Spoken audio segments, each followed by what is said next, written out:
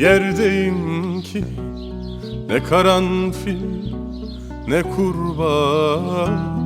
Öyle bir yerdeyim ki ne karanfil ne kurbağa.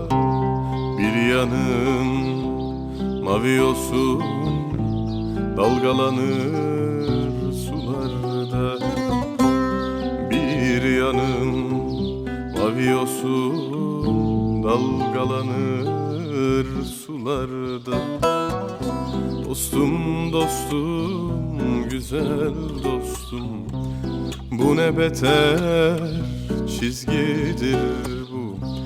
Bu ne çıldırtan denge, yaprak döker bir yanımız, bir yanımız bahar bahçe.